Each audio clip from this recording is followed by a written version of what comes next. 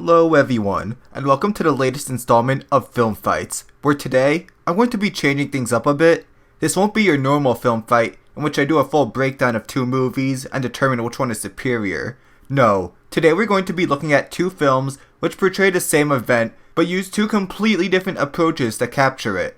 Of course, that event would be what I hope most people are familiar with, which would be the Nazi conquest of Europe in the late 30s and 40s, but more specifically, Hitler's invasion of France in the spring of 1940, kicking out the French and British armies. So, on one hand, we have director Christopher Nolan's latest release, Dunkirk, which came out in the summer of 2017.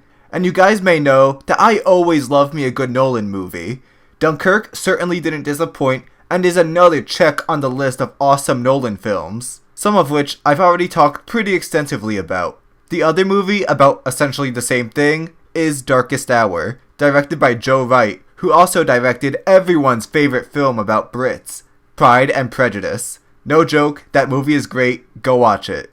Before I start talking about them, beware. I do talk pretty in-depth about both movies. If you don't want to have them spoiled, then go watch them and come back later. But if you've already seen them, or simply don't care, then let's continue. So, even though both Darkest Hour and Dunkirk are about the British retreating from Hitler's forces and surviving the fight another day, the two are completely different kinds of movies.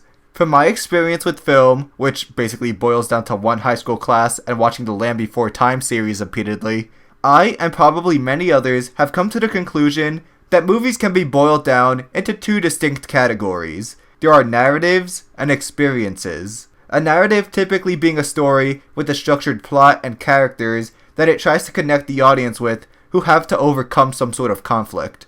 An experience, on the other hand, is basically just that, an experience. They'll try to capture a moment, a dazzling spectacle, or a certain aspect of life and get the audience sucked into it. Good examples would be Star Wars and 2001: A Space Odyssey, respectively. Star Wars following characters like Luke Skywalker, Han Solo, and Princess Leia as they fight against an evil empire in a classical 3-act structure. A Space Odyssey can be summed up as a long acid trip with deranged monkeys and a singing evil robot. Both styles are able to draw in the audience and be driven by these grand concepts, such as the progression of mankind or redemption. It's also important to note that it's not always a clear black and white. Some films may have elements of both, but it's usually clear which side of the aisle a film stands on. Something like an old Disney animation has a foot on both sides, giving us characters and stories to care about, yet taking long pauses to feature the possibilities of animation. Mary Poppins 2 has a story, but seems more interested in giving us these visual spectacles, but that's a whole nother video right there. Dunkirk is a great example of a cinematic experience, showing us the horror that the British soldiers faced as they were stranded on the beaches of Dunkirk, getting picked off by the Nazis while they're waiting for help to arrive.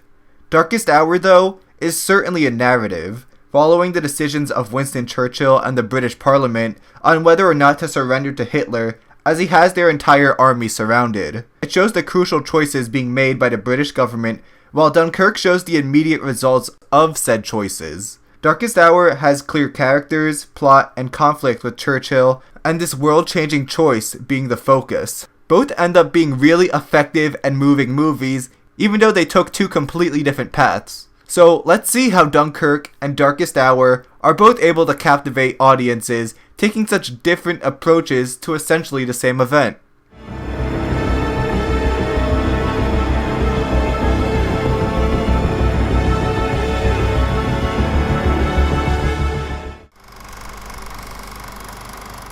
The events unfolding at Dunkirk are told through three different perspectives, on land, sea, and air. Just to be clear, the characters in this movie aren't your traditional characters with your arcs, flaws, motivations, backstories, and so on. No, this isn't about the stories of the individual peoples like a lot of other war movies, but the British in general, simply trying to last. Even though you're rooting for these characters, cause it's either them or the Nazis, the goal isn't for you to become emotionally invested in them. Now, this may sound counterintuitive. Why should we get characters that we don't care about? Well, because the people we follow act as our lenses into this devastating world.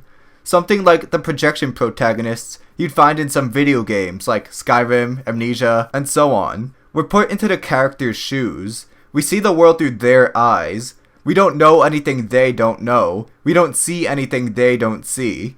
This style of filmmaking is really effective in creating suspense, mystery, and terror, because what we fear the most is the unknown. Our information is limited. In a film purely about survival, this constantly rising tension is perfect. So the main guy we follow is a British soldier named Tommy. Not that his name really matters.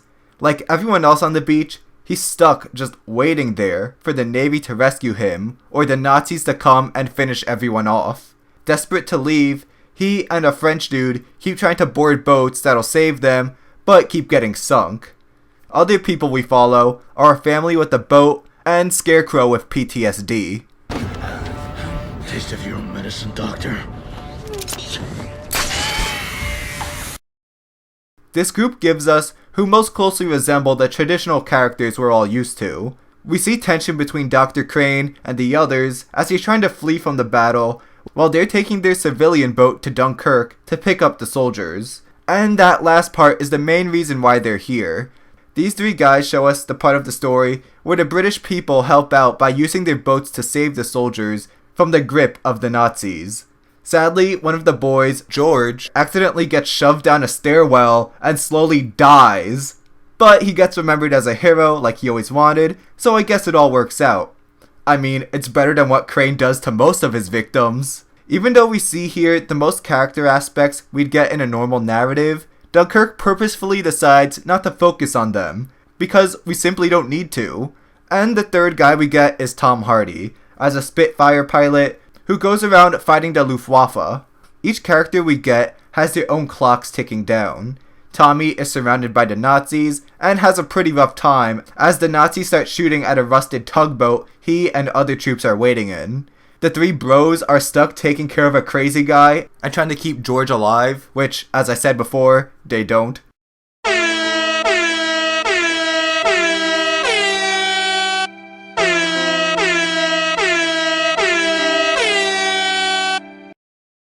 And Hardy's fuel meter is broken, so he's not sure how much he has left in the tank, as he has to keep taking time out to fight more planes.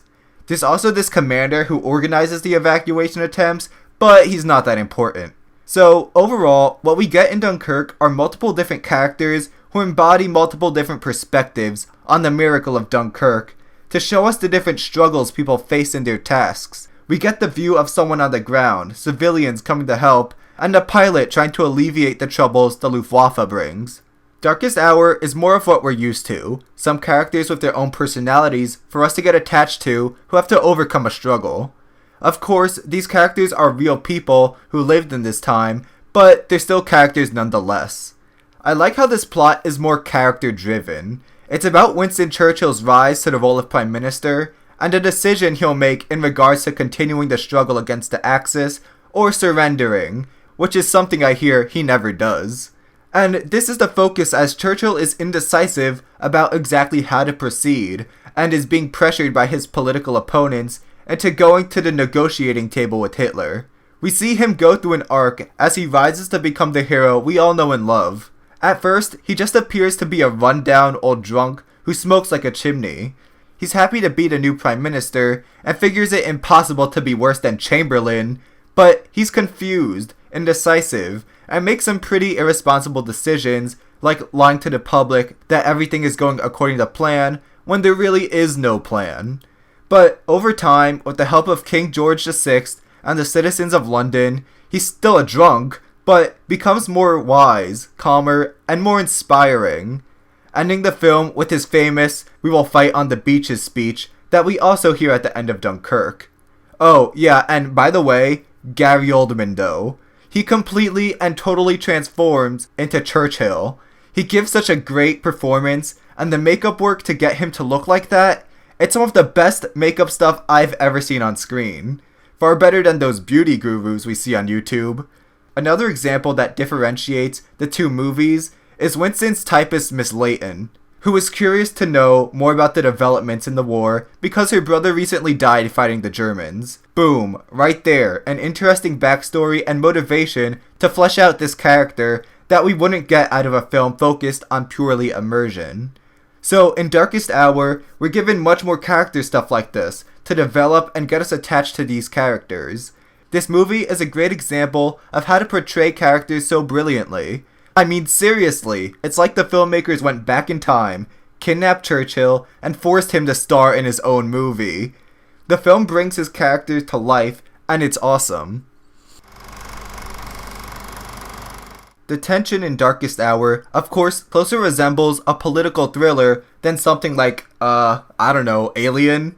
There's no xenomorph about to eat Winston Churchill and Neville Chamberlain, as great of a movie as that sounds. No, the true monster here is the feeling of helplessness.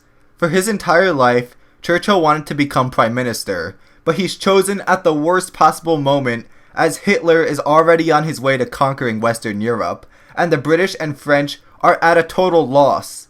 He's basically handed a sinking ship and being asked to sail it to safety.